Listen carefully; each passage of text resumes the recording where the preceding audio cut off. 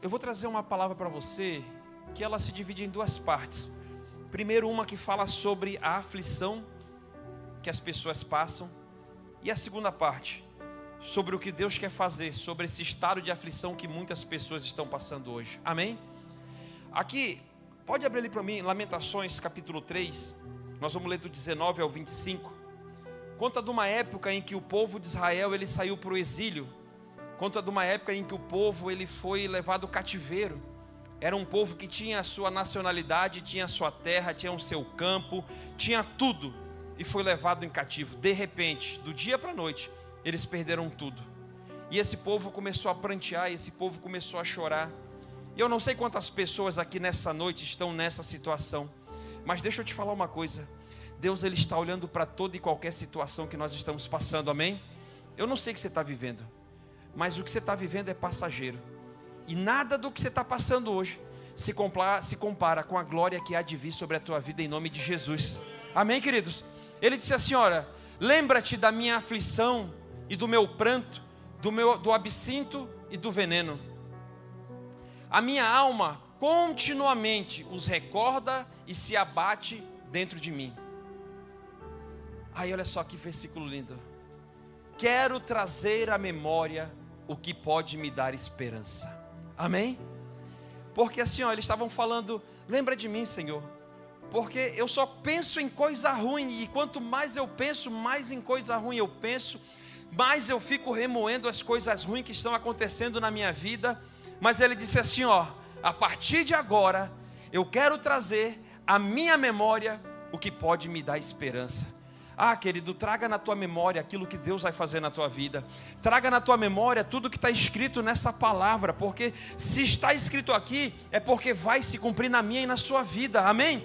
Traga a sua memória quando você tiver com um diagnóstico de doença, e você vê alguém contando um testemunho de cura aqui, traga a sua memória. Olha, se Deus fez na vida dele, vai fazer na minha vida também.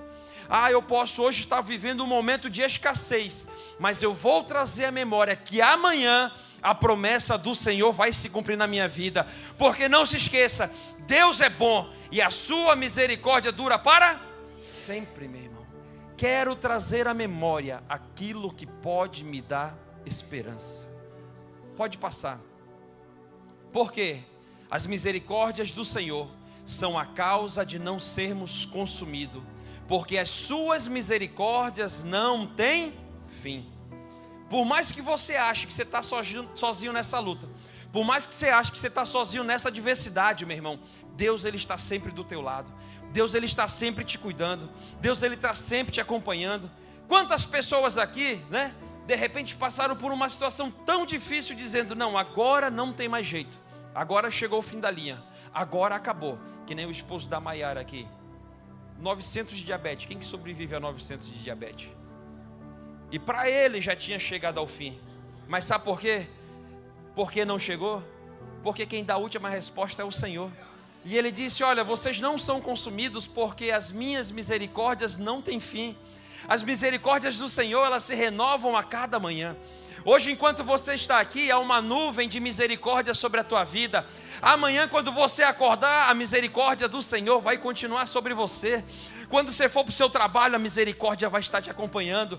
Quando você voltar para a sua casa, a misericórdia dele vai estar sobre você. E é por isso que você vai vencer, é por isso que você vai prosperar, é por isso que você vai conquistar a sua casa, é por isso que você vai conquistar a cura, porque as misericórdias do Senhor, elas não te deixam nunca, elas te acompanham como uma sombra.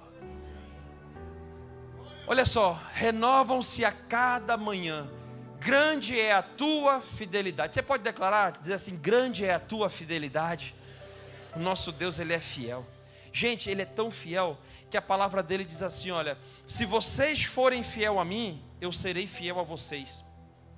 Mas ainda que sejamos infiéis, ele permanece fiel e justo para nos abençoar. Deus é muito bom, gente, Deus é muito bom. E às vezes a gente fica reclamando, a gente fica murmurando, por que que isso acontece, por quê, para quê? E a misericórdia dele está o tempo todo, ele está sempre nos mostrando, olha, eu estou com você. Eu estou cuidando de você, fica tranquilo, essa situação vai passar, a minha misericórdia está sobre a tua vida, amém? A minha porção é o Senhor, diz a minha alma, portanto, esperarei nele. A nossa porção, a nossa esperança, tudo que nós precisamos está no Senhor. Amém, povo de Deus? Portanto, vamos esperar nele. E o 25. Bom é o Senhor para os que esperam por ele, para a alma que o busca. Deus é bom, meu irmão. Nunca se esqueça. Deus é bom. Deus, ele tem cuidado da tua casa. Deus, ele tem cuidado da tua família. Deus, ele tem cuidado do teu trabalho. Deus, ele tem cuidado da tua vida. Porque ele é bom. Diga assim: Deus é bom. Não esqueça que ele é bom, meu irmão. Ele é bom para a alma que o busca. E essa lamentação foi justamente num tempo de cativo, num tempo de escravidão.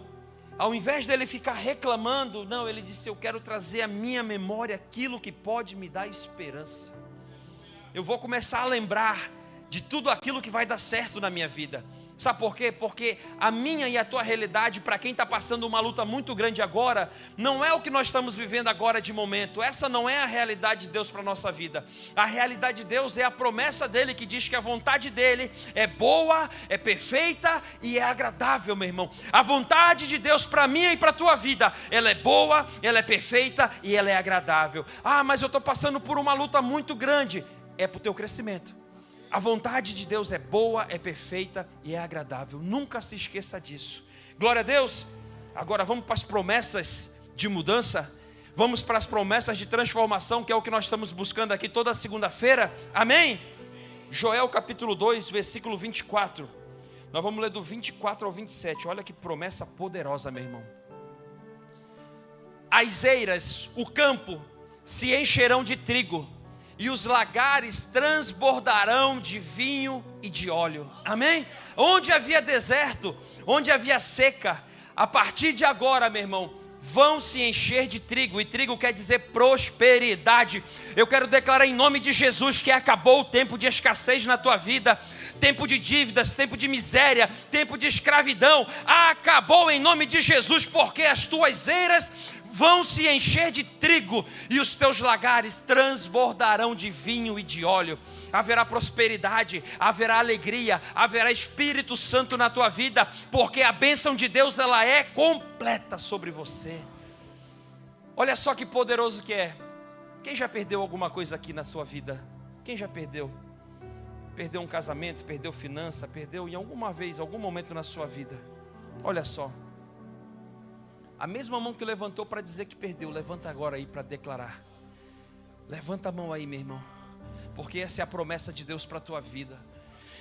Ele disse assim: olha, eu restituí-vos-ei os anos que foram consumidos pelo gafanhoto migrador, pelo destruidor e pelo cortador, o meu grande exército que enviei contra vós oito. Meu irmão, Deus está trazendo um tempo de restituição sobre a tua vida, meu irmão.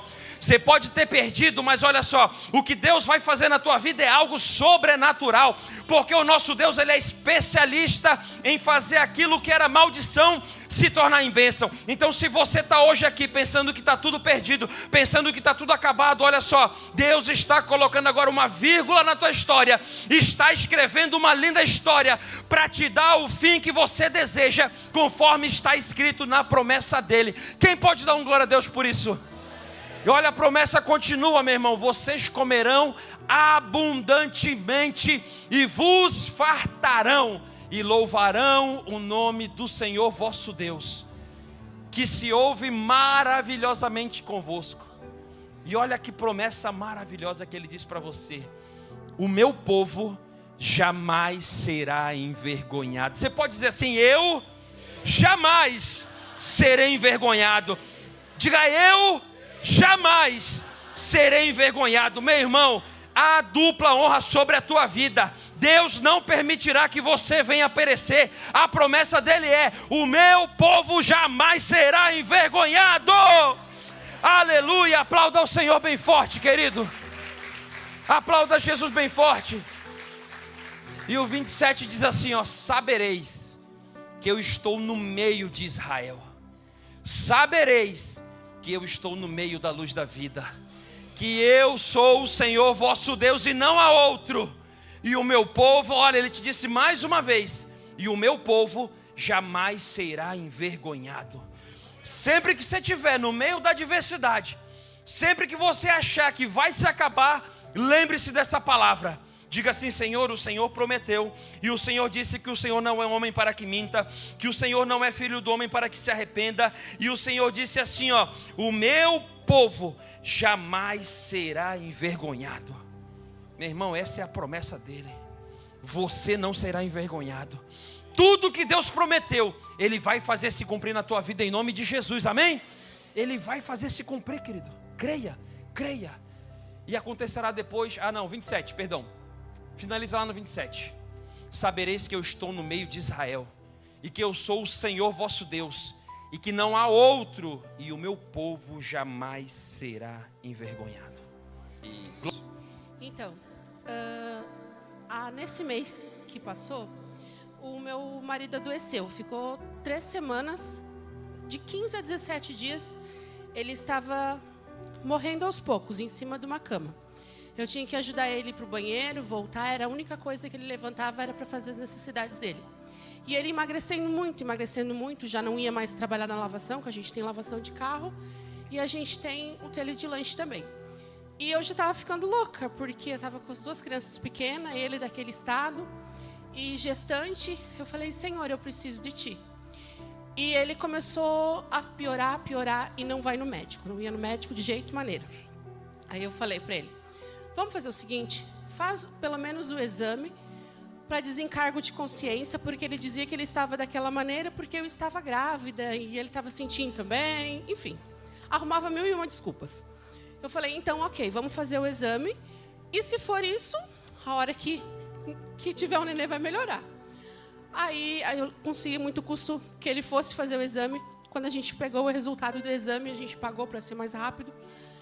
A diabetes, ele estava com diabetes. O histórico dela estava em 700 e 850. Eu falei: vamos para o hospital agora. Ele falou: não vou. Eu falei: você vai. Chegando lá, o médico já foi direto atendido, e o médico falou para ele o seguinte: eu preciso que você tome 8 ampolas de insulina, e passou 5 tipos de medicamentos para ele tomar. Ele falou: doutor, eu tomo medicamento, mas eu não tomo as insulinas, porque ele tem medo de agulha. Não ia no médico, imagina agulha. Aí eu falei para ele: pelo amor de Deus, homem. Aí ele falou: não, vou tomar o medicamento. Tomou o medicamento e ela não baixava. Ele falou: se não baixar, você vai para a insulina e vou ter que te internar para pelo menos amenizar. E eu vim para o trailer. Os meninos já estavam bem doidos, porque eu não estava mais aparecendo. E dali a gente escuta o culto da segunda-feira aqui. Parece assim, parece não, né? Depois que eu comecei a vir, que vocês estão flutuando aqui dentro. Aí eu falei, larguei tudo lá, eu falei: deixa eu ir no culto, porque eu entendia que o culto prosperar era dinheiro, era sobre vida financeira. Só que prosperar em Cristo Jesus é você ter o financeiro, é casamento, é saúde, é tudo. E eu vim desesperada, e eu sentei ali atrás, e quando ele falou da cordinha, eu peguei a cordinha. E eu falei: Senhor, eu desato o nó então na próxima segunda-feira. Eu falei: meu Deus, mas a minha fé é tão pequena para isso. Eu comecei a orar intensamente. Eu falei: Senhor, eu declaro a cura sobre a vida do meu marido. Ele está curado. E fui declarando e orando como se eu nunca tivesse orado na minha vida daquela maneira. E eu desatei aquele nó. Eu falei: não vou esperar. Eu creio em nome de Jesus que ele está curado. E voltei para lá, acreditando realmente. E no meu coração eu tinha certeza que ele estava curado. No outro dia, eu cheguei em casa, contei para ele. Ele falou: amém. Ele falou: eu vou pela sua fé, porque eu já não tenho mais fé. Amanhã eu quero ir no cartório com você. Eu vou passar o terreno que eu tenho em Camboriú para você, porque eu vou morrer. Ele falou: eu não aguento mais. E os medicamentos baixou só até 550. E ali ela ficou e aumentava e diminuía. E no outro dia ele falou: nossa, eu acordei diferente. Eu falei: vai medir a diabetes para ver quanto que tá. Ela estava em 103. Ou seja, normalizado. Tem mais. O milagre é grande aqui, o mistério. Eu tinha médico nesse dia. Chegando no médico, a médica falou: ó, a gente vai ter que tirar o teu nenê antes do tempo. Ele vai passar um mês no hospital para ele permanecer vivo devido aos seus exames ser adulterado também. Eu falei: Senhor, não aceito. Aí voltei pro meu marido, falei isso para ele. Ele falou, não, como Jesus fez na minha vida, fazer na do bebê também.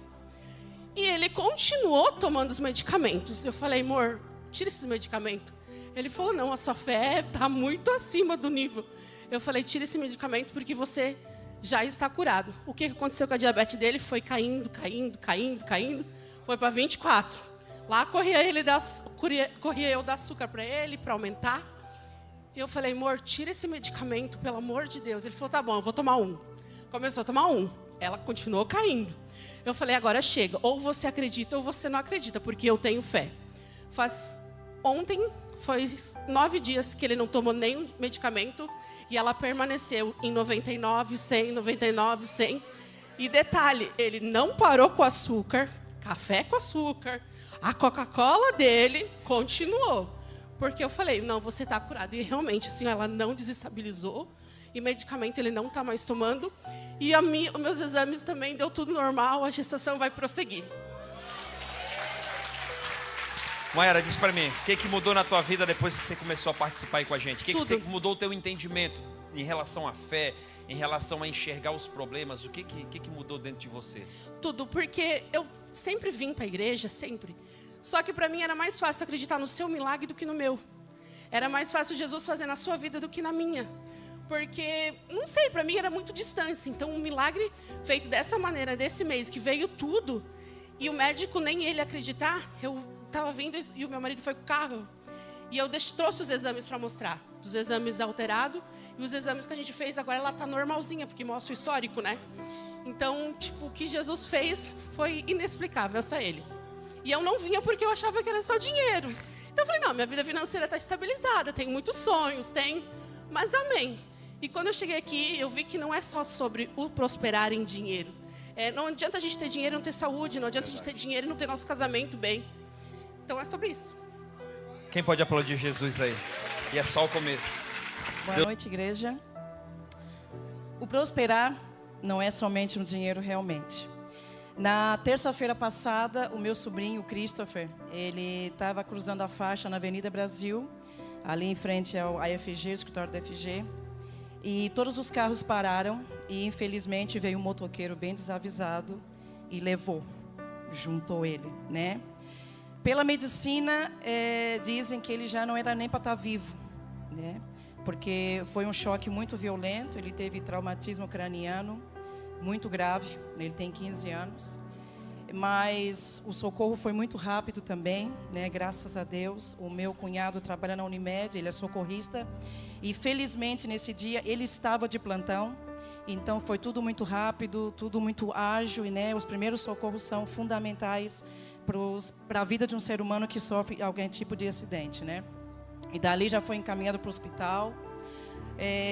Momentos difíceis, momentos críticos, né? Foi muito difícil, gente, né? Ele ficou realmente entre a vida e a morte, foi muito complicado. Mas agora, graças a Deus, domingo ele deixou já a UTI, já desceu para o quarto, subiu para o quarto, na verdade, né? Hoje ele ainda está em tratamento, né? Claro, ele está em observação, mas assim, uma coisa que eu quero dizer, nós não temos controle da nossa vida em nada, né? Nem nós, nem os nossos filhos, nós estamos totalmente vulneráveis, né? A minha irmã tinha recém falado com ele cruzou a faixa, veio um motoqueiro e levou. E poderia ter levado a vida dele também, né? Mas graças a Deus, tem uma família que ora, tem pais que oram, eles recém estão começando a caminhar também na fé, né? E ainda não sabemos o propósito de tudo isso, para que aconteceu tudo isso na família deles, né? Mas Deus tem um propósito, com certeza. Ainda não sabemos o porquê e nem para quê, mas só sabemos que foi um livramento grande, né? Tudo isso é para a honra e glória do Senhor. E para dizer, realmente nós não temos controle da nossa vida, dos nossos filhos, e senão a oração, porque a oração é que nos mantém de pé. E quando a gente deixa o controle totalmente nas mãos do Senhor, e aí é aquele onde Ele toma o controle totalmente das nossas vidas. Então, assim, as nossas vidas, a nossa família, os nossos filhos, nossos netos, a nossa empresa, a nossa casa, tudo está nas mãos do Senhor.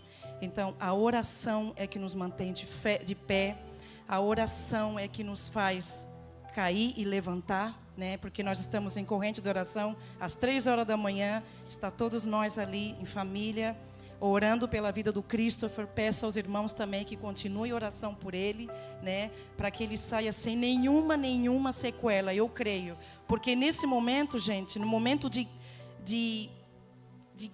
assim, um momento crucial da nossa vida, quando nós estamos passando por esse momento difícil, só nos resta crer nesse Deus, crer em Jesus, né? Para que Deus faça a grande obra e que com certeza eles vão testemunhar na igreja onde eles estão indo, né? O que Deus fez e o para que tudo isso aconteceu. Mas eu creio que tudo isso foi um livramento, com certeza, né? E agradeço muito a todos, a oração também desse grupo, porque eu pedi oração também do grupo do Prosperar. E é aquilo, prosperar não é somente dinheiro. Prosperar é saúde, é vida, é família. Prosperar é livramento de Deus. Glória Gratidão. a Deus. Aleluia. Aplauda Jesus, queridos. Paz para todos. Boa noite, eu já dei. Então, Deus tinha me dado uma promessa que eu ia prosperar nesse lugar. E o profeta falou também que eu ia ter o meu próprio imóvel aqui também. Só que foi num momento que eu não tinha crédito. Quando ele falou, eu não tinha crédito, não tinha nome para isso.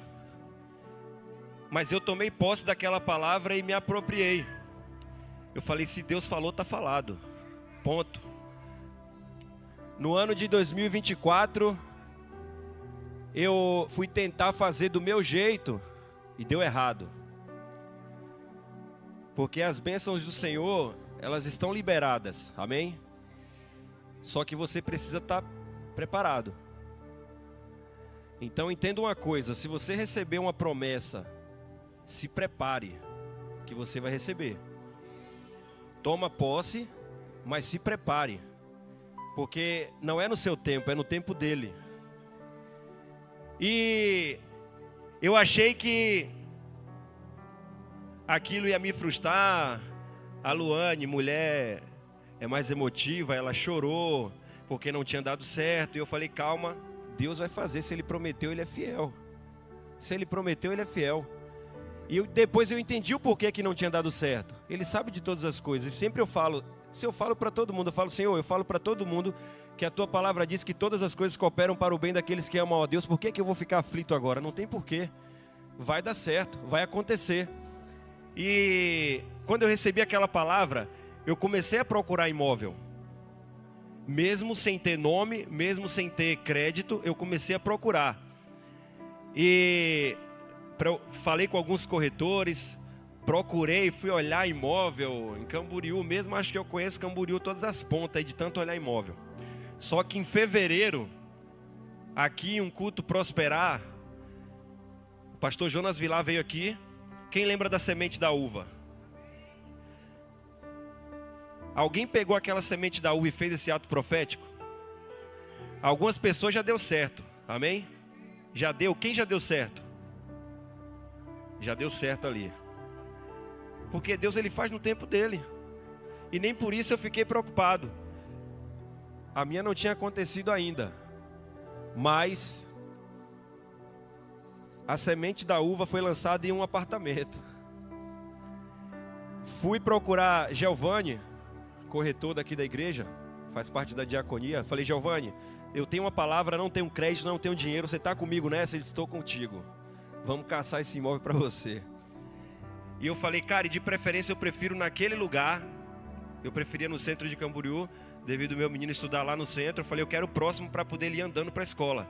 Dá para a Luane levar ele andando e eu fico livre durante o resto do dia ali para poder trabalhar, fazer outras coisas.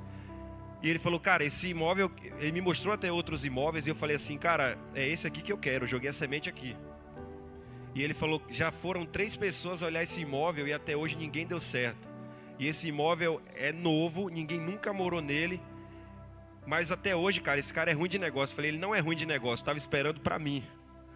Esse apartamento é meu. Vai ser esse. A semente está lá. E para resumir, para a honra e glória de Jesus, na semana passada, exatamente que dia?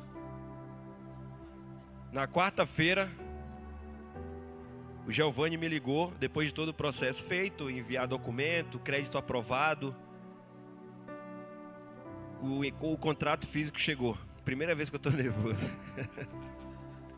O contrato físico chegou, para a honra e glória de Jesus. Eu contei esse testemunho ontem no Retiro Corajosos. E eu creio que edificou a vida de muita gente. Porque eu não estou falando de... Não que um carro não seja algo extraordinário, mas eu estou falando do meu primeiro imóvel no meu nome. Para que o nome de Deus seja glorificado. E eu vou dar um detalhe para você. Eu não dei R$1 de entrada nele. Porque quando Deus quer fazer, Ele faz a obra por completo. Solta o vídeo aí.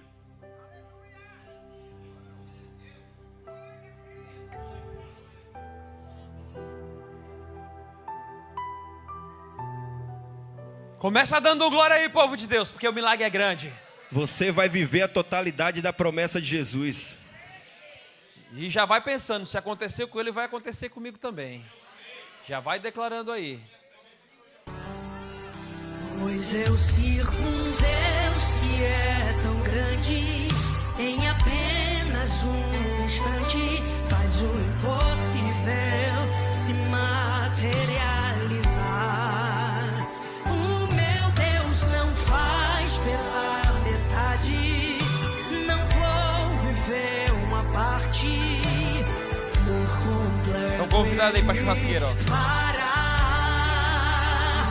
Eu vou totalidade da promessa. O Deus de obras completas vai fazer cumprir na hora certa. Não vou temer, o projeto vem de quem não erra. O Deus de obras completas vai fazer cumprir na hora certa. Quantos aqui creem que Ele é um Deus de obras completas? Diga isso Olha, agora comigo. chorou de novo lá, ó. Pois eu sirvo um Deus que é tão grande, em apenas um instante faz o impossível se materializar. O meu Deus não faz pela metade, não vou viver uma parte, por completo Ele fará. Eu vou viver a totalidade da promessa. O Deus de obras completas vai fazer cumprir na hora certa. Não vou temer, o projeto vem de quem não erra. O Deus de obras completas vai fazer cumprir na hora certa. Glória a Deus! Aleluia! Que bênção, que bênção, que bênção, que bênção. Quer finalizar? Luane, quer falar? Não?